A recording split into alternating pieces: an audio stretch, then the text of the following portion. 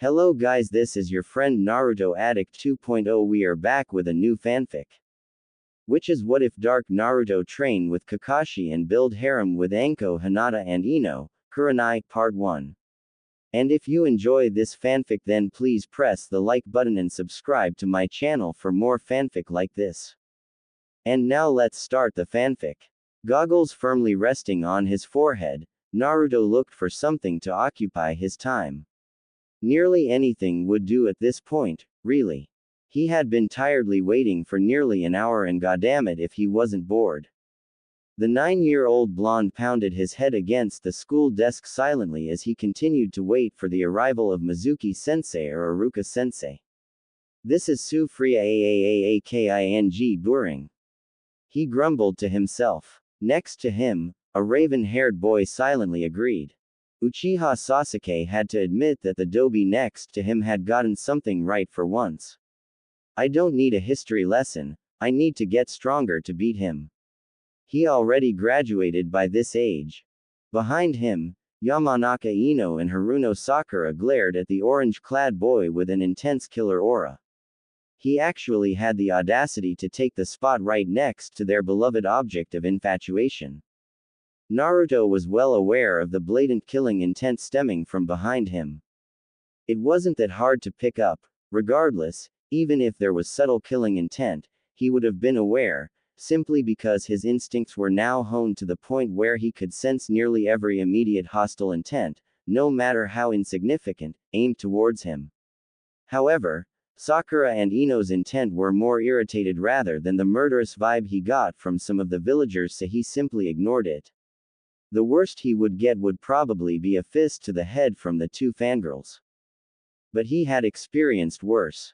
Much worse. Sighing, the whiskered boy looked to his left at the young Uchiha. Why is this guy always brooding? He acts as if his clan was killed by his brother or some shit. Despite this thought, Naruto knew that the Uchiha clan was currently thriving and well alive. He also knew that Sasuke was butthurt because he wasn't as good as his older brother. And how did our young protagonist know? Easy. He knew Itachi on a personal level. When they first encountered each other, they understood each other well enough to form a sense of camaraderie. Itachi was well aware of the lone boy's pain and Naruto saw something within the older Uchiha that set him apart from the rest of his clan. Initially, Naruto felt a bit guilty that he was stealing Sasuke's bond with his brother, but as soon as Naruto found out about the giant dildo up Sasuke's, he shrugged all the guilt off. Naruto thought back to when he first met the older Itachi.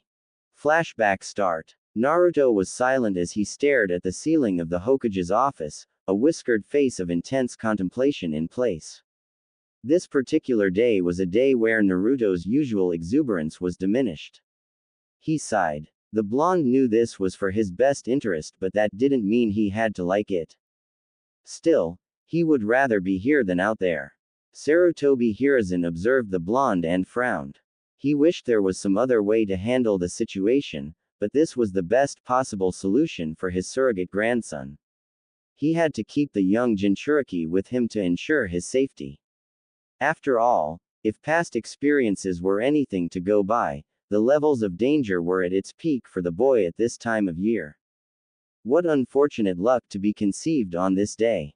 The Sandaime Hokage gave a weary and annoyed sigh as his duty as the village leader prevented him from actually doing anything more in terms of providing any sense of normalcy for the child's birthday. The only thing that was normal about Naruto's birthday was the present that only he, the Sandaime, would give to him. Jiraiya of course sent him money, but Hiruzen didn't yet explain to Naruto as to who was funding him. He didn't want to let Naruto know about his godfather acting very, well, not godfather-like. How was a village leader supposed to explain to a child that his godfather couldn't be there for him because of said village leader's orders?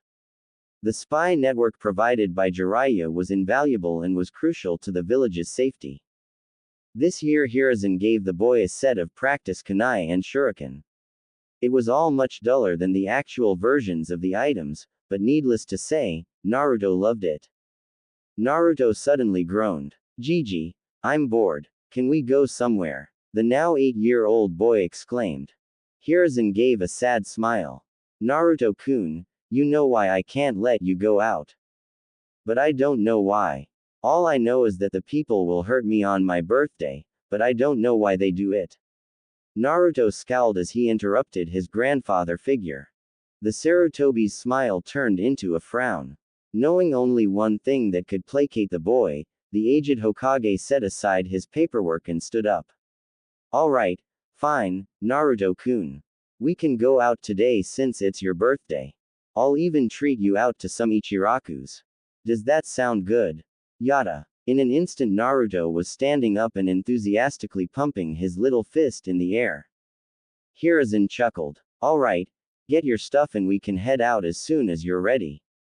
Suddenly, Hiruzen's assistant, Mew, could be heard from the now slightly opened door. Hokage-sama, pardon the intrusion but the council wanted to speak to you about some urgent matter. Hiruzen frowned. Tell them I'm busy today. The Sandaime gave a good-natured smile to the blonde. After all, I have an important matter to attend to. Naruto beamed at the Hokage and latched onto the old man's robe. Hiruzen returned this affectionate gesture with several gentle and affectionate head taps. Mew's next words were a bit hesitant. Are you sure, Hokage-sama? The matter is regarding possible intrusion of Orochimaru. Say no more. I'll be there, the Sandaime interrupted rather sternly. At those words, Naruto's heart shattered as the boy's shoulders slumped depressingly. Tears threatened to spill as he bit his lips to keep himself from crying. Failing miserably, the Sandaime knelt down to the boy's eye level. I am so sorry, Naruto-kun. If I could, I would retire right now for you, but the village really needs me. You understand, don't you? Despite feeling slightly betrayed, Naruto nodded glumly. Hiruzen stood up and frowned. If only someone else could. Oh. If I'm not mistaken, it looks like Itachi came back. He felt the presence of one of the most prodigal shinobis coming in. Hiruzen then turned to the crying Jinchuriki and knelt once again. Naruto-kun, I promise I'll make it up to you, but in the meantime this will have to do, okay? Naruto looked confused as he looked up to the Sandaime's eyes with slightly blurred vision. Before he could ask, sounds of clothes rustling and movement resounded from behind him. Anbu Captain Kamataichi, Weasel, mission reporting mission number 3041. Status. Success, a sudden monotonous voice said. Ah, Kamataichi-kun, that is good to hear, however, I now have another mission that only you can accomplish. Do you accept? Hiruzen spoke with a smile. Realizing what the old Jiji was doing, Naruto giggled. Ignoring the laugh and presence of the young boy, Itachi straightened up and bowed. Yes, Hokage-sama. He knew it mattered not what kind of mission it was. If it was perilous and he needed to risk his life to complete it, he would do it in a heartbeat for his village. He would be a weapon of Konoha. He would be the Hokage's tool. He would be an instrument whose sole purpose was to do as asked and kill if necessary. You're babysitting Naruto-kun. The Sandaime quickly coughed out. He would be Konoha's most accomplished babysitter. Wait, what? Naruto gave a cheerful wave and snickered. Flashback end. Of course, the knowledge of him and Itachi being friends was a secret to everyone but Naruto, the Hokage and Itachi himself. Well, at least Naruto considered him a friend. An older brother even. Dobi, Sasuke said, pulling Naruto from his thoughts. Retorted the young demon container. Naruto glanced at his raven-haired classmate when he didn't respond. What the hell, why did he even talk to me? Naruto frowned. Whatever, I'm just gonna ignore him. Sasuke, noticing the attention of the blonde was elsewhere, frowned. Everyone should be paying the utmost attention to an Uchiha when one speaks to them. In an irritated voice, he spoke once more, Dobi. Naruto sighed and continued to ignore him. I wonder what time we can get out of class, I want some ramen, Dadbeo. Oi, Dobi, I'm talking to you. Sasuke was practically seething at being ignored. He was an Uchiha. Someone of his prestigious caliber should ever be ignored. What the hell do you want, Tem?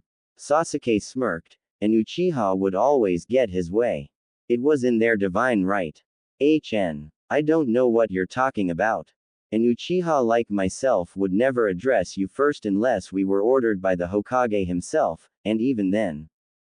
The sliding of the classroom door interrupted Sasuke's self-pretentious speech. A random chunin came in. Attention class. Iruka-sensei and Mizuki-sensei will be unable to come to class today due to unseemly circumstances, therefore class will be cancelled for today. Naruto grinned as a cheer erupted throughout the class. He knew that he was the reason for them not showing up, he knew all too well. After all, he was the prankster king for a reason. Naruto drummed his fingers against the countertop at his favorite little restaurant as he waited impatiently. Man, it sure is taking him a time. I wonder what the hold up is. Bored, Naruto looked at everything around him, noticing every little detail before his eyes rested on one 14-year-old Ayame. He studied everything about her long brown hair underneath her white bandana, her fair skin while she worked, and then looked at her dark brown eyes that were staring directly back at him. Naruto froze, instantly realizing he had been caught gazing at her. Instead of scowling or getting angry, Ayame simply giggled. Don't worry, Naruto-kun, your ramen is almost done. You don't have to stare at me for much longer, she finished with a teasing tone. Naruto turned tomato red as he spluttered out, well, I mean I didn't mean I'm not a pervert. He finally ended up screaming. A man's voice suddenly entered the verbal fray. Are you perving on my daughter Naruto? He yelled in fake anger, but Naruto didn't properly perceive it. Instantly recognizing the voice as Tsuki, Ayame's father, Naruto's visage became horrified. Oi, Tsuki Oji-san, I'm not a pervert. I mean, yeah, she's pretty and stuff, but I'm only 9 years old, Dadbao. Oh, so you do think I'm pretty? Ayame teased with a victorious smirk. For the second time since he entered the ramen stand, his cheeks felt blood rush through them as he tried coming up with an excuse. I didn't meant it like that, Nei-chan. He cried out. Ayame pouted as fake tears brimmed at the edge of her eyes. So I'm ugly then. Tsuki smirked as Naruto pointed a finger at him. Look what you did, Oji-san. Your daughter is crying and it's all you fault.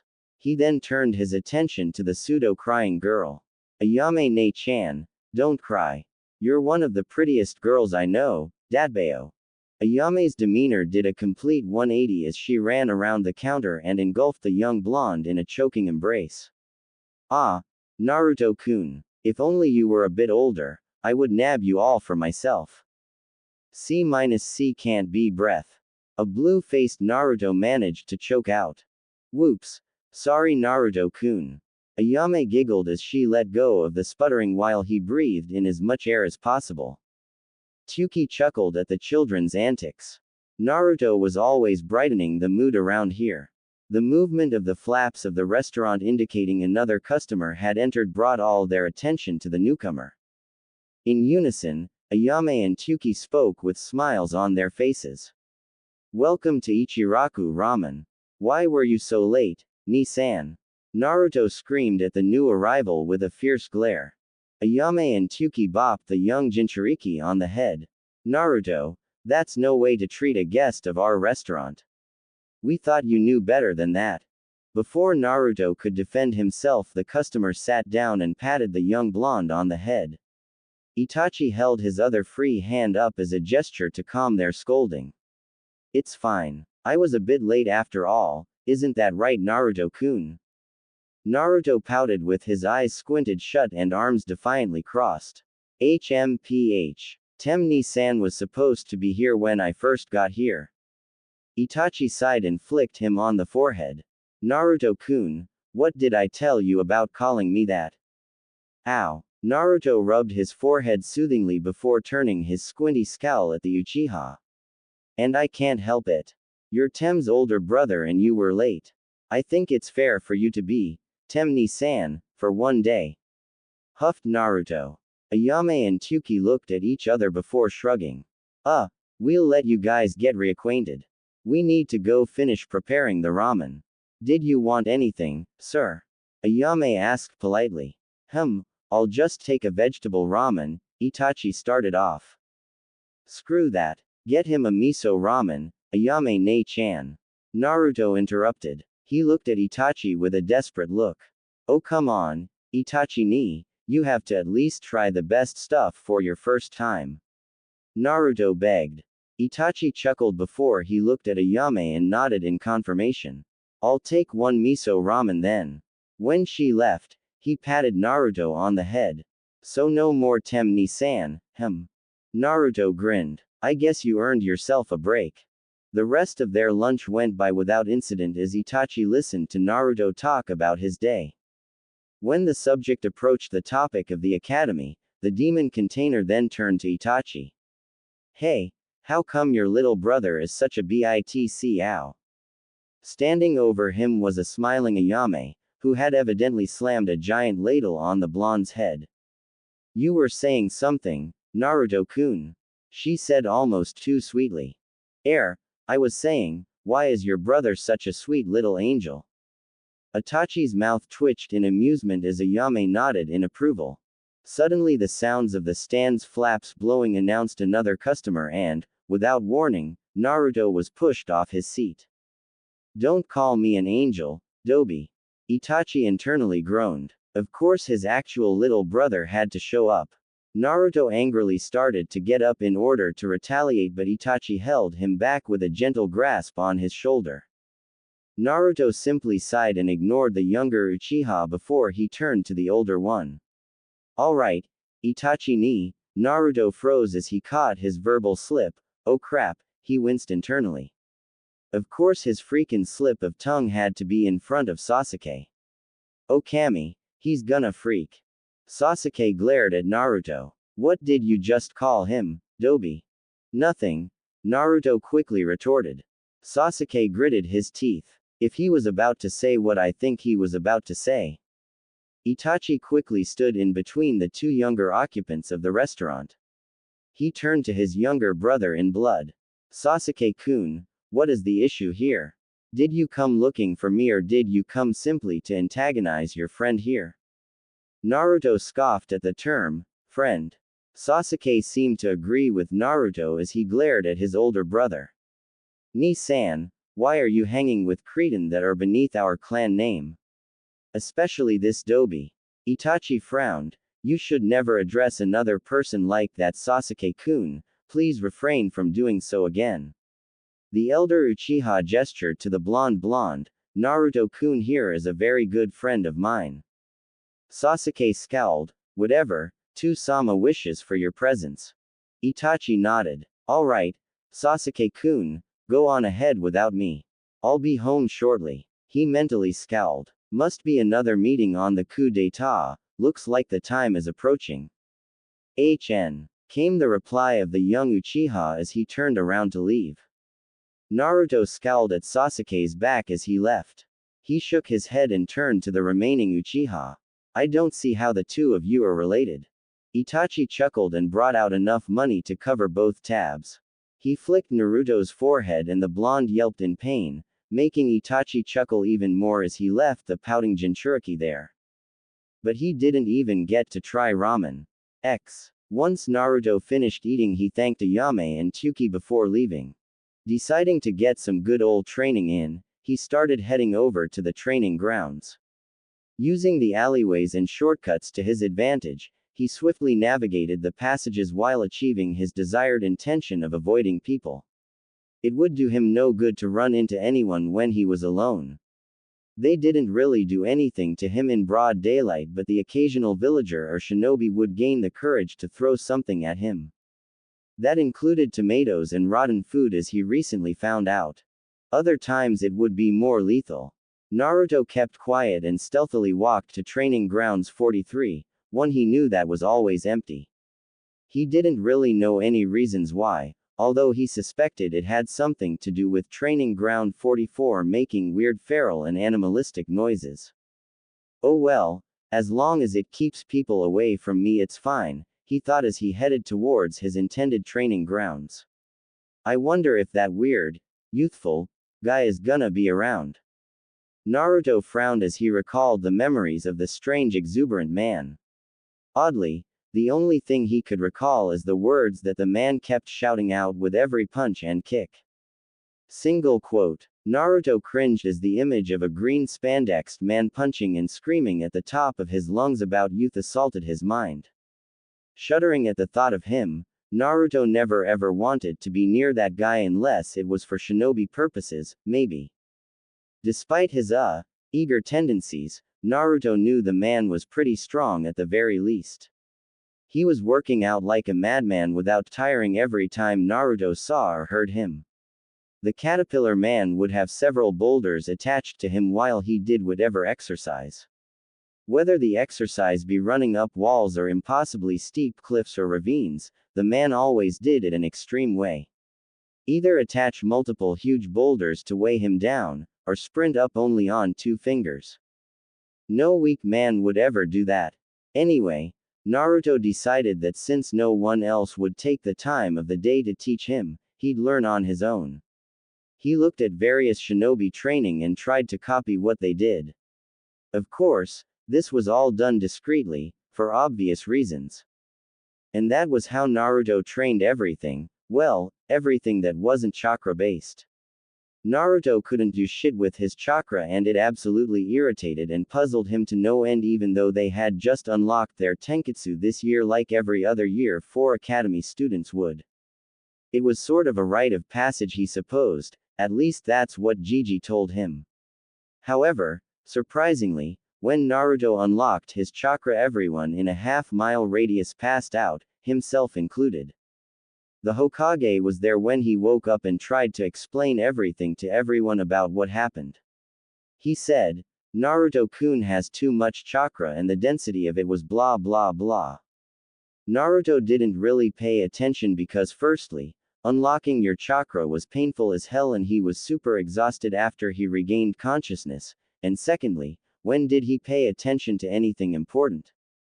Never. That's when. Although he made a mental note to fix that issue soon.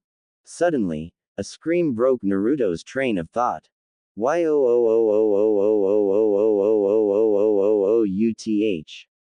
Youth. Youth.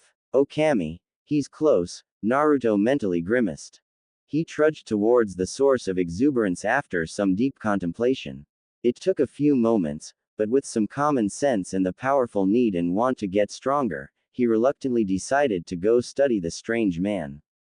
The enthusiastic screams of passion grew even louder until he finally arrived hidden in the dense forest. Welp, he was here now. For better or for worse, not even he knew. Okay, first he ran laps no, wait, did he stretch first? Well, no shit he stretched first. Everyone stretches first. Okay so let's restart. Stretch first, laps, the basic push-ups and shit, then the advanced and crazy weird push-ups and shit, and then, Naruto paused for a moment with a puzzled expression. Damn it. What the hell did he do again? I can't concentrate right now next to this emo tit. Naruto glanced at the raven-haired boy next to him who was currently glaring at him. It had been like this ever since that incident at Ichiraku's. As soon as Naruto was in a 200 feet radius of Sasuke, the young Uchiha would find him and try to burn holes into the young blonde's very being. It was pretty uncanny. Actually, it would have been a pretty impressive feat of determination if it wasn't so creepy. Like, seriously, a wall could be separating the two and as soon as Naruto walked around the corner, Sasuke's head would be fully rotated to glare at him while his upper torso was facing a completely different direction. Seriously. What? The? ? And to make things worse, wherever Naruto sat, Sasuke would sit right freaking next to him. I'm flattered and all, but I don't play for that team so, if you could kindly get away from me, that'd be splendid. Sasuke blushed from embarrassment while the girls glared at the whiskered boy for implying whimthing that would put all of their efforts down the drain. The guys on the other hand loved it. Kiba was practically howling with laughter while Choji chuckled. Shikamaru muttered a quick, troublesome, while having the faintest grin. Shino seemed to be impassive, but the shuddering of his chest and shoulders indicated silent laughter. I am not gay, Dobi. Sasuke hissed. Then why the hell do you keep staring at me and keep sitting near me? For the whole week on top of that? Naruto challenged. Stating these facts aloud seemed to have brought a heart-stopping realization to the girls who worshipped the young Uchiha. Many of the young females, including Ino and Sakura, looked at each other with worry and a hint of panic in their eyes. Why was Sasuke doing all those things? Naruto smirked at Sasuke, who just gritted his teeth. He didn't really want to explain that he was jealous of Naruto's bond with his older brother, along with wanting an explanation on how and why they were closer than Itachi and himself, his actual brother. Naruto continued smirking at the black-haired boy, which seemed to piss him off even more. Oh man, I love moments like these. Naruto was brought out of his thoughts when he heard something whizzing towards him. On instinct honed from all his life, he ducked and saw an eraser fly over his head, hitting the desk behind him. Naruto! Barked Iruka, obviously the person who had thrown the object at him. What was that for, Iruka-sensei? Naruto yelped. Iruka frowned. That was for not paying attention. Naruto looked incredulous. What? Are you serious? Of all people, me. Oh, for Kami's sake, look at the emo bastard next to me. He's been staring at me for the past few days. Not to mention he's been staring out the goddamned window for the past century and you didn't throw anything at him. Iruka looked thoughtful as he conceded a bit. Well, I suppo. Too bad. Naruto was on a roll now. And look at the two bimbos behind me. All they do is stare at Sir. He jerked a thumb towards a still glaring Sasuke, and you don't ever see them getting something thrown at them. Sakura and Ino didn't even hear him as they continued their dream-like stare at the raven-haired boy, apparently having quelled the question of Sasuke's from their minds. Naruto then pointed to a sleeping Shikamaru. And this guy, he's literally slept every class since day one. At this point, everyone was staring at Naruto in awe, including Iruka, with one similar thought on their mind. When did the Dobi notice all these things? Naruto then turned his attention to Kiba, who was now clearly outside the classroom window playing with Akamaru. He's not even in class. Need I say more? Iruka looked outside with confusion on his face.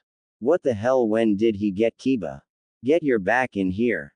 Kiba clicked his tongue in annoyance before he climbed back through the window, albeit begrudgingly. Naruto then glanced at Hinata, contemplating whether or not to expose her for her similar fangirl-like endeavors towards himself. Hinata, who thought she was next on the target list, ducked her head with a furious blush. The blonde Jinchuriki seemed to have changed his mind about calling her out on her weird stalking habit and resumed his rant. And look at Choji, what in the actual? Exclamation mark. Look at him. He has a damn grill in front of him with meat on it, and you're gonna call me out? Choji blatantly ignored everyone as he threw some more meat on the grill. Everyone's sweat dropped at the sight. Iruka looked defeated. Alright, I'm sorry, Naruto, and thank you for bringing this to my attention. Now everyone that was mentioned has detention. This set off a set of reactions, none that Iruka was hoping for. Sakura and Ino squealed at the prospect of spending more time with their precious Sasuke-kun. Shikamaru didn't care since he was just gonna sleep that time away anyway. Choji shrugged. He'd just eat more of the snacks he carried to pass the time. Kiba didn't care much. He had just received Akamaru from his clan and wanted to bond with the little dog as much as possible. Since they were now official partners, detention would be fully and gladly spent with his new bud. Sasuke, however, was a different story. The young prodigy seethed at the blue-eyed blonde boy with evident rage. Dobi, look what you've done. Naruto was about to retort when he felt two separate fists collide with the back of head along with the shout of Sasuke's two number one fans. "Yeah, idiot, look what you've done," they yelled in unison. "Ow, Sakura-chan, Ino-chan, that hurt." Naruto whined as he nursed the back of his head. Sakura and Ino huffed as one. "That's what you get for getting us all in trouble." "Not that we mind," both girls added in a silent afterthought. "Whatever," Naruto mumbled. Iruka pouted with comical tears streaming down his face. "Man, I don't think it would even matter if you brats had detention or not. It's not like it's gonna change anything. So luckily for you guys, detention is cancelled, but seriously, back in my day." Iruka then went on to rambling on about today's generation needing to discipline themselves until the dismissal bell rang.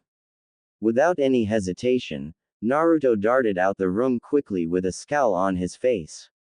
He had had enough of the people in the classroom and the bullshit. Naruto kicked at the ground as he walked along the village. He kept his gaze down and ignored the villagers' open disdain for him, having learned early on to not make eye contact or else he'd incite some form of retaliation from anyone within a 100-yard radius. He quickened his pace to the training ground he was heading to. Civilians weren't allowed on the shinobi's turf, so at least he'd be safe from them over there. Of course, it was natural that he would have had a few run-in with some angry shinobi every once in a while, but the most they did was send him packing from the training grounds with some harsh words. He approached the training ground with a mental sigh of relief. He was finally in the safe zone, somewhere he could kick back and relax. Except he wasn't gonna kick back and relax, he was gonna train. Well, he was gonna try. The reason he could only try, and not do, was simply because no one had taught him. He couldn't really try and learn on his own because he never had the proper material at his disposal and he couldn't obtain them through stores, with him being the pariah of the village. This meant that as the scorn of the village he was constantly thrown out stores for simply being in there, and the instructors at the academy regularly sneered at him for even approaching them, so that was a no-go. Well, everyone except Iruka-sensei and Mizuki-sensei. But the two aforementioned chunin never had time because they were always grading papers and busy with some other teacher stuff. That's why his training regimen was usually taken from other shinobi he was able to observe on the rare occasion that he wasn't found out by them. Today, Naruto was gonna be following his own regimen and another that he observed from a rather happy fellow. Naruto scrunched his face up as he tried remembering the man in the green spandex suit's regimen for the umpteenth time. "Oh yeah, I remember, Dadbao," Naruto yelled emphatically as he set to run 100 laps. And that was only the warm-up. Naruto huffed and puffed as he ended his last lap. Son of a gun, that was pretty tiring. I guess this is the price of becoming Hokage, Dadbao. He quickly stood up and stretched before going to the decently sized stream, drinking some water from his cupped hands and washing his face as he relished in the revitalizing feeling. Feeling somewhat refreshed, Naruto set about to do the next part of the workout before he suddenly froze. What did he do next again? Scrunching his face in concentration, Naruto struggled to recall the exact workout. His eyes panned across the training ground hoping for some kind of memory spark. When his eyes fell on some boulders he yelped in triumph. "Oh yeah, now I remember. Man, am I getting super smart or wah?" Then he realized the detail of the workout's next step. Oh damn it all. He walked to the area with boulders littering the ground with great resignation. The green-clad man with the caterpillars above his eyes must be batshit crazy to do this. After dreadfully reaching his destination he stared at the rocks with a somewhat blank look on his face. Guess I gotta do this if I wanna be Hokage someday. Quote, "Me sideways, Dadbao," he groaned as he lifted a boulder with his arms. Once there, he threw it in the sky and positioned himself to be as ready as he could.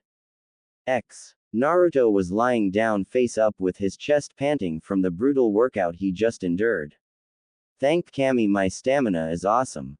I barely finished that madman's workout, I don't know how that guy can move like a damn snake while I move at the pace of a damn turtle.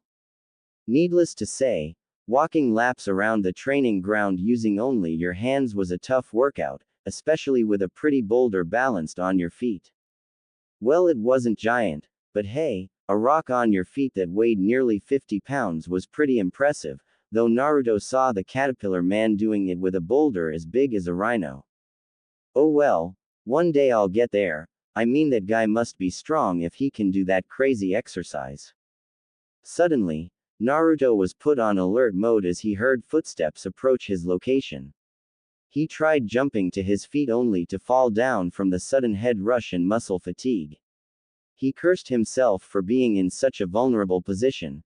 Shit, I shouldn't have. Naruto, is that you? Came a very familiar voice. The tension immediately dissipated from Naruto's body as he identified the source of the intruder. Holy crap, Mizuki-sensei. Thank Kami, it's just you. I thought you were someone who was gonna what are you doing here? Mizuki chuckled and feigned innocence. Oh, I was just looking for you, actually. I've seen you train really hard and I have to say, I'm impressed, so impressed in fact I was wondering if you wanted to graduate a couple of years early. Naruto's eyes widened at Mizuki's words. What? Are you serious, sensei? He asked excitedly. Mizuki nodded with pseudo-sincerity. Why yes, I am Naruto. Now, let me tell you what you have to do to pass. Internally, Mizuki was sneering. Time for you to get what's coming to you, you damn demon. Naruto panted heavily against a tree as he clutched the giant scroll close to his chest before he peered around the forested area to make sure no one had followed him. Seeing no one, he slid down against the tree and plopped onto his rear. He took a deep breath and relaxed, allowing a proud smile to adorn his face. He, Uzumaki Naruto, socially proclaimed, Dobi, had successfully stolen the scroll of seals from the Hokage Tower itself. Ha, no one can call me the dead last anymore. I'd like to see them try and do what I just did. Naruto adjusted his goggles from his forehead to his neck and wiped the sweat that accumulated on his visage. He eagerly opened the scroll and peered at the list of jutsus. Mizuki-sensei told me I only had to learn one of these to graduate early. Should be easy enough, I think, he muttered to himself as he scanned the parchment. His gaze fell on one particular jutsu, the Kage Bunshin no Jutsu. This jutsu allows the user to summon physical copies of themselves, however, the clone takes a lot of. Naruto frowned, the next few words were blurred and had holes through them from the old age. Ah, what the hell does it say? I can't see, damn it. Naruto squinted his eyes in hopes of making out any distinct words on the blurred out characters. Damn, whatever, where was I? However, the user has many benefits from this jutsu. It can perform various jutsu on its own, and on top of this, it can retain. Naruto swore loudly. Bah, fuck this boring horse shit. Nobody has time for all that.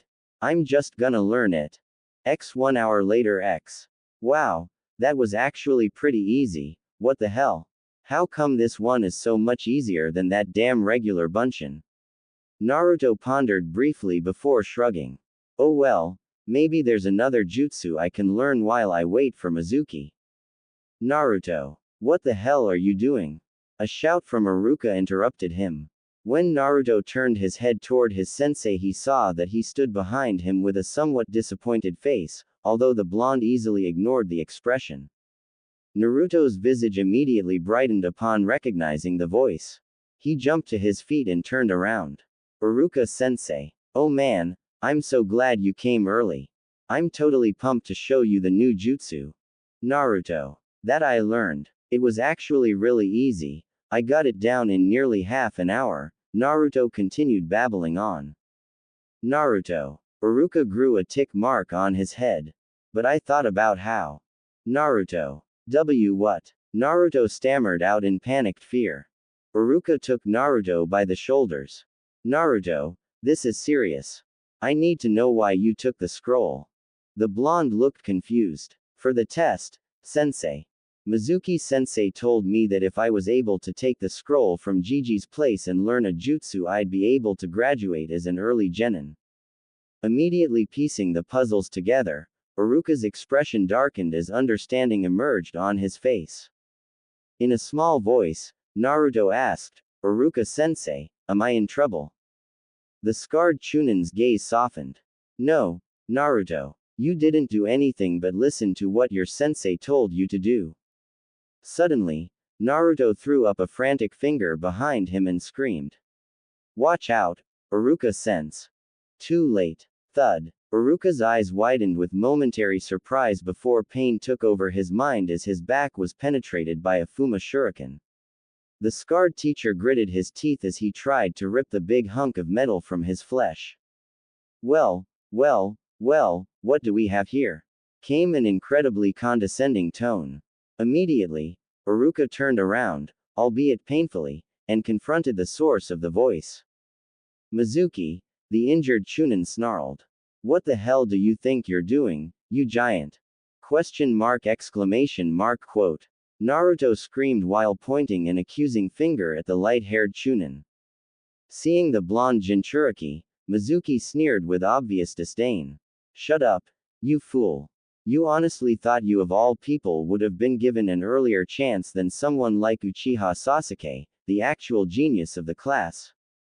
A confused Naruto asked in a somewhat subdued voice, but you said, realization dawned in Naruto's eyes as he puzzled the pieces together.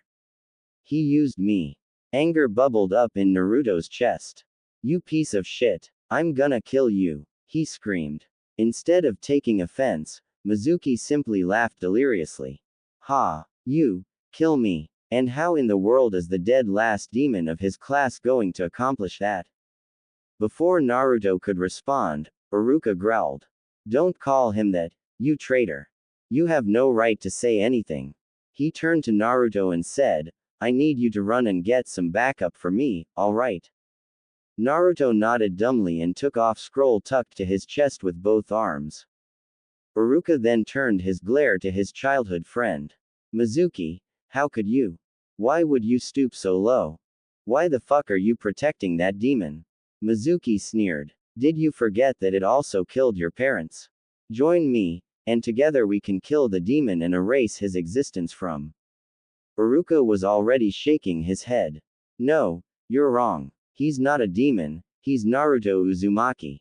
Iruka snarled as he wrenched the implanted piece of metal from his back. He then threw the Fuma shuriken back at the pale-haired Chunin. Mizuki jumped onto a tree and latched onto it with chakra. He smirked haughtily. Face it, Iruka, you were never a match for me to begin with, and on top of that, you're injured, it's over.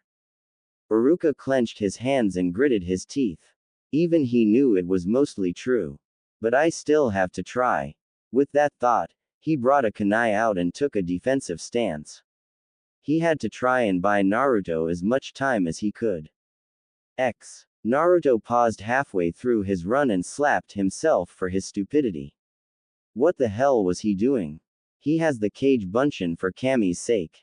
He quickly formed the seal he had recently become acquainted with, and 3 clones were formed. Go directly to Hokage Gigi and tell him about the situation. The original Naruto ordered. It felt a little weird talking to his clones, but he'd have to get used to it. When the clones nodded in affirmation, the original Naruto turned back the way he came from with a look of determination. I won't let anything happen to Iruka-sensei. No. Naruto frantically thought as he looked at the lifeless form in front of him. How could this have happened? It wasn't supposed to happen this way. Damn it. Naruto cursed as tears ran down his face. He fell to his knees and pounded at the ground in depressing frustration and sobbed hysterically until he heard a sneering voice. What's wrong, demon boy? Does it feel bad to see your loved ones die at the hand of the demon? Now you know how everyone in Konoha feel. Shut up, Naruto growled. Mizuki laughed mockingly. Or what? Are you gonna? Mizuki froze with fear. This sensation, it hadn't been felt for nearly a decade, but he would and could never forget it. Even if he wanted to. The pale-haired Chunin broke out in cold sweat at the presence of the ferocious pressure exuding from the blonde boy in front of him. One thought dominated his mind. The Kyuubi no Kitsune. X. A man with half his face covered in bandage wrapping approached the tower accompanied by two others. Shimura Danzo, previously a candidate for the Hokage position and ex-teammate of the current Hokage in office, was now an elder for Konohagakure. With his two fellow elders and former teammates alongside him, he headed to the office of one Sarutobi Hiruzen. Koharu and Homura, the two that accompanied him, had a stern look on their wrinkly faces. While it wasn't obvious from a first glance, their walk was full of tension and their strides carried a sense of urgency. Today was the last day to take action. Upon reaching the office door, the three elders ignored the protesting secretary and barged in. Hiruzen turned an impassive gaze to the three who had intruded. He knew the reason as to why they had come. Their motives had been a pressing thought in his mind for the past few weeks. Ever since the elders and he had caught wind of dissension amongst a particular Dujutsu-wielding clan, they engaged in a heavy discussion on how their next course of action should be taken. Being the peace-loving senile he was, the Sandaime wanted to handle the situation diplomatically, hoping somehow that words would be able to diffuse the issue. However, Danzo and the other elders came today and demanded justice, no matter how brutal the method was. Hiruzen, the time is near and you promised us an answer. We must not waste time any longer. Their traitorous Actio. From the corner of his eyes, he saw a mop of blonde hair shrouded in a transparent red cloak in the all-seeing crystal ball. The elders yelped in surprise when their ex-teammate ran out the door, completely ignoring them. Sarutobi Hiruzen, Sandaime Hokage of Konohagakure, had witnessed many dark moments in his life. He had seen families torn apart, the deaths of loved ones, comrades and fellow shinobi, and was of the few that saw the unfortunate brutality of all three great shinobi wars. But none could prepare him for the scene before him. In front of him lied the savagely torn remains of the traitorous Chunin Mizuki. Not a single shred of skin was left intact. Tissues, muscles and shattered bones were all strewn apart on the forest ground. Blood coated the once normally green grass red, and a heavy trail of blood led to two forms on the ground. Naruto was on his knees rocking back and forth, clutching Iruka's head to his chest, all the while sobbing with unrestrained sorrow. A solemn expression took a hold of the Sandaime's face as he approached Naruto before gently placing a hand on the young Jinchuriki's shoulder, making the grieving boy lift his face to meet his village leader's eyes. Immediately, the Hokage knelt and the young blonde immediately clutched onto his robes desperately. Naruto tried reining in the turbulent emotion that coursed through him as the Hokage stood in front of him, but failed miserably. He dreadfully dabbed at his face with his blood-coated sleeve, trying to halt the liquid that manifested from his eyes. I'm sorry, Gigi, I don't know what he kept calling me a demon. He killed Iruka-sensei, it was just so hectic. 1 meter moment ICR read and the end next, Mizuki is dead. Hiruzen interrupted the young boy's babbling. Naruto-kun, all of this was out of your control. You aren't at fault for anything, do you understand? He said sternly yet gently. Naruto shook his head despairingly. I should have said no, he asked me to do this. Hiruzen made to interrupt the young boy again, but the blonde continued in a whisper. Why, Gigi, what did I do to deserve this? What did I do to deserve everyone's hate? He looked up to the Sandaime's face and gazed with teary eyes. I'm tired of not knowing, Gigi. I got Iruka-sensei killed because I was stupid and weak. The Sandaime took his shoulders and spoke in a firm yet warm voice. Naruto-kun, believe me when I say this was not your fault. As to your request, we'll discuss that later. Now sleep, my child, you don't need to worry. I'm here for you. Naruto nodded, knowing that was the best he was gonna get out of the leader, and felt his eyelids grow heavy. One last thought rang through his mind before he entered the blissful void of sleep. I'll fix myself to be the best, Iruka-sensei, That's a promise of a lifetime. X. Naruto sat in the chair in front of the Hokage's desk and swung his feet in a bored childlike fashion. Hey, when does he or she get here? I wanna start training, Datbeo. Sarutobi Hiruzen pinched the bridge of his nose in obvious agitation. It had been a whole 2 weeks since the Mizuki incident and he had kept Naruto with him in case of a mental breakdown, making sure that he'd be there for his surrogate grandson. Yet it seemed as if he didn't need to worry because the boy was nearly back to normal. Hiruzen observed Naruto's every action from the beginning and all of the signs pointed to the theory that Naruto didn't remember killing Mizuki in his chaotic frenzy. However, that wasn't why the Hokage was a bit irritated. The problem was that Naruto was now obsessed with training for Kami knows why and the little blonde wouldn't stop bugging the old man about it. Hiruzen simply shook his head. Naruto-kun, there was no guarantee that the person we were talking about would show up today, and besides, you know that the person is busy. How about you go home for today and come back tomorrow? Naruto's shoulders slumped at the thought of waiting another day. He plopped onto his 2 feet and replied in a grumpy tone. Fine. He thought on what he should do. The academy was on a summer break so he literally had nothing to do. He could always pull some pranks but he didn't feel like it due to all the recent events. Hiruzen exerted a tired breath as he watched the little blonde Jinchuriki exit the office and went back to previous thoughts. The problem that was rising from a particular clan did not bode well for him or Konoha and he was sure the elders were going to come back sooner or later. He grimaced as he paged his secretary.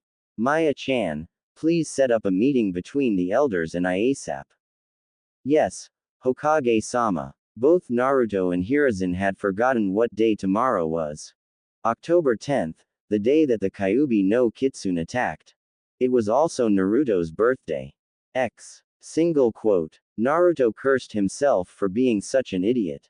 How did he forget today? Of all people, how could he forget? Naruto stumbled to the ground as the pain in his leg finally caught up to him. I guess the adrenaline wore off now, he grimly realized. He shakily got up to his feet only to fall again. Damn it, he cursed. He looked over from the direction he came from and saw the mob generalizing towards his direction loosely. Naruto chuckled darkly when he heard them scream out the usual bullshit. Find the demon. He went this way. Don't let the bastard escape. Make him pay. If he had received a single ryo for all those phrases he had just heard, he'd have enough to buy out the entire elemental nations and then some. It was so cliché and he heard it a shit ton of times more on this specific day than any other. October 10th. Yep. It was an absolutely great day for a birthday. Naruto gritted his teeth in pain as he once again attempted to stand up. He had to get away now, otherwise the mob would catch him again. Footsteps pounded towards Naruto's general direction as he hobbled along desperately, taking a glance back while moving. He failed to notice the figure right in front of him. Gotcha, you little bastard. Naruto yelled in agony as a second kunai implanted itself into his calf. Surrounding him was mostly civilians and very few shinobi. Now that he effectively couldn't run, they had him cornered. Knowing this, Naruto simply curled up in the fetus position and closed his eyes. He tried protecting himself as best as he could by using his hands to cover his face, the seemingly primary target for the mob's punches and kicks. Suddenly, all of the attacks ceased and he felt himself being taken a hold of by the arms and legs. Trembling and shaking, Naruto fearfully opened his eyes to see himself being taken by the shinobi to outside the village walls. He strained and pulled with all of his effort to try and free himself, but it was for naught. How the hell was a 10-year-old supposed to free himself from some battle-hardened shinobi? Please, anyone. He cried and whimpered for someone to save him, but it all went unanswered. If it weren't for the seriousness of the situation, he would have noticed that this was the first time he had been taken outside of the village walls. I'm sorry. I don't know what I did. I'll stop. Just please let me go. Naruto begged.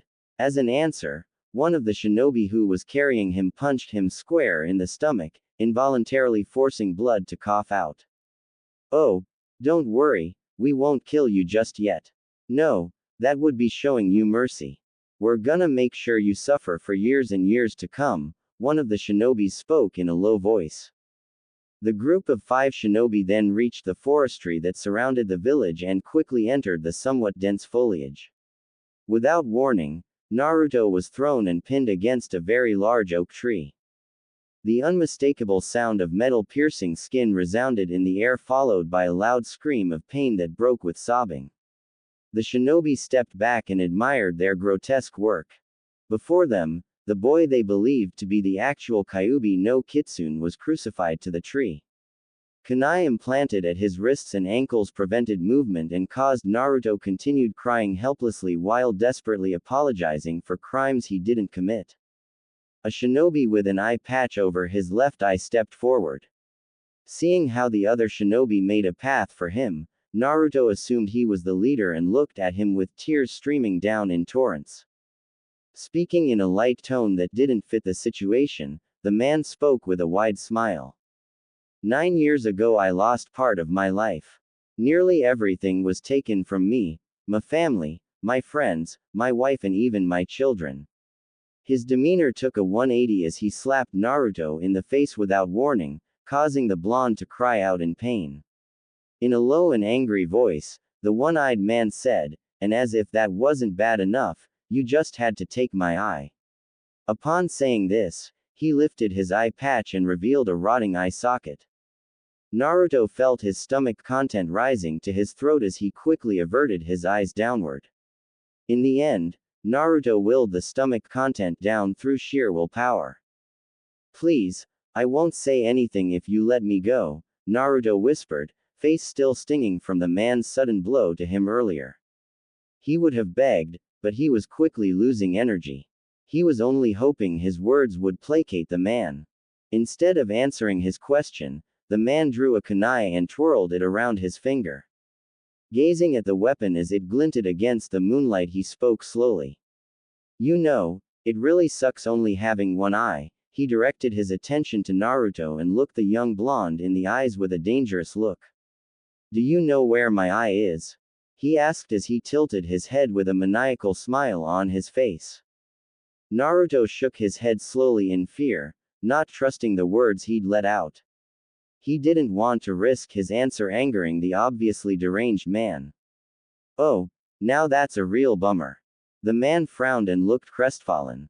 His shoulders slumped and the kunai he was twirling around fell to a standstill as he looked down in a defeated manner. For a few seconds Naruto almost believed that he had somehow calmed the crazy man from any extreme actions. Almost. The man abruptly stood tall with a cheery smile on his face. "Well, you know how that saying goes, an eye for an eye." With that being said, the man smiled and approached Naruto with malicious intent. The mention of Naruto's name on this particular day made the Sandaime Hokage pale with unease. They had just got done going over the report of the incident and Itachi had one last request before he was marked as a nuke nin. Hiruzen had smiled sadly when he heard this.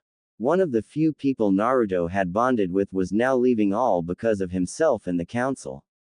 Itachi's last request was to visit the blonde he had bonded with over the last year and a half before he left. That's when the weight of the current date decided to firmly stomp its way into his mind. That led to the both of them quickly striding over to the desk to use the crystal ball to locate him. Once they looked through the crystal ball to find Naruto, much to their horror, they saw a group of ninja carrying him into the outer forest of Konoha. Immediately, the Hokage cursed himself for being such a fool.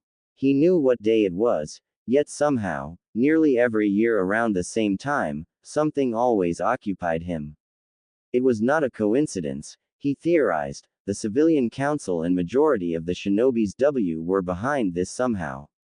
He just couldn't find any damnable evidence. Itachi and the Sandaime used the Shunshin no Jutsu immediately to the front gates of the village. Recognizing that they were still in the immediate forest of Konoha, Itachi and Hiruzen had decided to split up to find the boy. Although this was their home village, the forest was just simply too damn big for them to automatically know where everything was at by heart. Itachi, if you find Naruto, bring him back immediately to the tower. If you find those responsible, you know what to do. However, you know you must immediately leave as soon as possible. The village will find out about what you did soon enough. The Sandaime spoke swiftly without remorse and only with absolute authority. It was the man known as the professor and the Hokage speaking, not the loving grandfatherly figure to the people of Konoha. Yes, Hokage-sama, Itachi instantly replied before running off to the east side of the forest. The Sarutobi really wished at this moment that he could call on his Jonin and Anbu, but he needed to keep everything discreet if he were to grant Itachi's last request. With these thoughts, the Sandaime shot off in the opposite direction from Itachi. Kage Bunshin no Jutsu, Shadow Clone Jutsu. Itachi whispered. Summoning 3 Kage Bunshins took a solid amount of chakra from Itachi, hence the reason he didn't create a lot more. It would be useless to summon 30 clones only to dispel them after 30 seconds or a minute. No, it would be more efficient to summon a few and have them be able to use a decent amount of chakra to help them find the young blonde. Immediately, they sped off in random directions in hopes of completing their tasks as quickly as possible. Itachi picked a direction where his Kage Bunshins hadn't gone to and sent chakra to his ears in hopes for a sign to the whereabouts of Naruto. He immediately heard some rustling and pumped chakra through his legs to the source of noise. He ran and ran in hopes of finding. Tisk. Itachi stared at the cause of the noise with a frown. Just a squirrel. If he didn't find the boy soon, he was sure the blonde would be severely injured or dead by the time they got to him.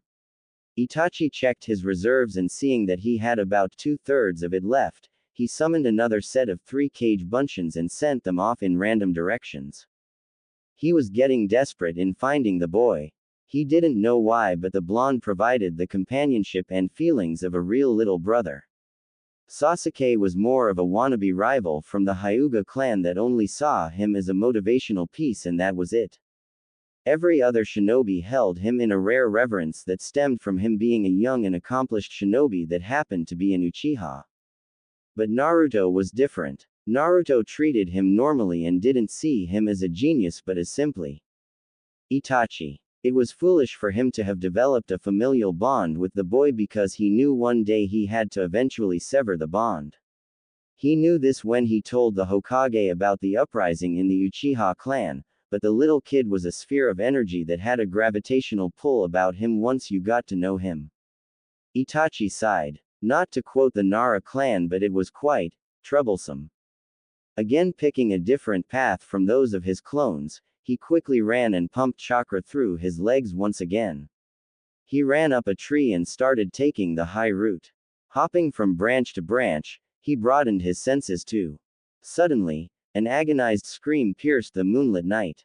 Itachi froze. Anger bubbling up in his core, Itachi activated the recently obtained Mangekyo Sharingan subconsciously and flared his killing intent.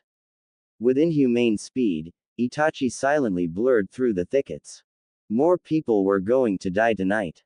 That's all Naruto had before his senses kicked and realized there was an 8-inch kunai in his eye. His first sensation was just the sense of intrusion being cold. Then it became hot. Extremely hot. Excruciating pain flared in his damaged orbital. Blood and serous fluid gushed out from his socket in an unrestrained torrent, quickly coating the right side of his face with blood. Naruto's scream filled the night with agony only to be cut off by the blood leaking into his esophagus.